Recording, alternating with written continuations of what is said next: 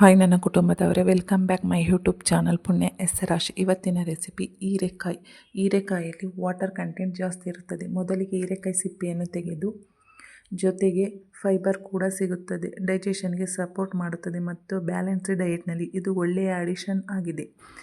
ಹೀರೆಕಾಯಿಯನ್ನು cut ಮಾಡಿಕೊಂಡು, ಹೀರೆಕಾಯಿಯಲ್ಲಿ ಕೆಲವು vitamins ಮತ್ತು ಮಿನರಲ್ಸ್ ಕೂಡ ಇರುತ್ತವೆ. ಆದ್ದರಿಂದ ಬೇರೆ ಬೇರೆ ತರಕಾರಿಗಳ ಜೊತೆ ಇದನ್ನು ನಮ್ಮ ಆಹಾರದಲ್ಲಿ ಇನ್ಕ್ಲೂಡ್ ಮಾಡಿಕೊಳ್ಳಬಹುದು.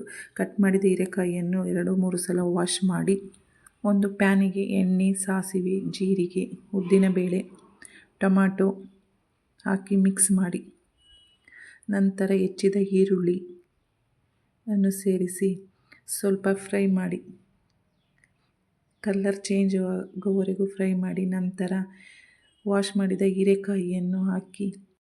ಹಾಗಾಗಿ ರುಚಿ, ಸಿಂಪ್ಲಿಸಿಟಿ ಮತ್ತು ನ್ಯೂಟ್ರಿಷನ್ ಮೂರನ್ನು ಇಷ್ಟಪಡುವವರು ಈ ಹೀರೆಕಾಯಿ ಪಲ್ಯವನ್ನು ಒಮ್ಮೆ ಟ್ರೈ ಮಾಡಿ ನೋಡಿ. ಸ್ವಲ್ಪ ಹುಣಸೆ ಹಣ್ಣಿನ ರಸವನ್ನು ಸೇರಿಸಿ, ಕಾಯಿ ತುರಿ ಹಾಕಿ ಮಿಕ್ಸ್ ಮಾಡಿ, ರುಚಿಗೆ ತಕ್ಕಷ್ಟು ಉಪ್ಪನ್ನು ಸೇರಿಸಿ, 2 ಸ್ಪೂನ್ ಕುರ್ಷಣಿ ಪೌಡರ್. ಹೀರೆಕಾಯಿ ಎಳೆಯದಾಗಿದ್ದರೆ ಸಿಪ್ಪೆ ತೆಗೆಯುವ ಅವಶ್ಯಕತೆ ಇಲ್ಲ. ಚೆನ್ನಾಗಿ ವಾಶ್ ಮಾಡಿ ಬೇಕಾದರೆ ಸ್ವಲ್ಪ ಸಿಪ್ಪೆ ಸವರಿ ಬಳಸಬಹುದು.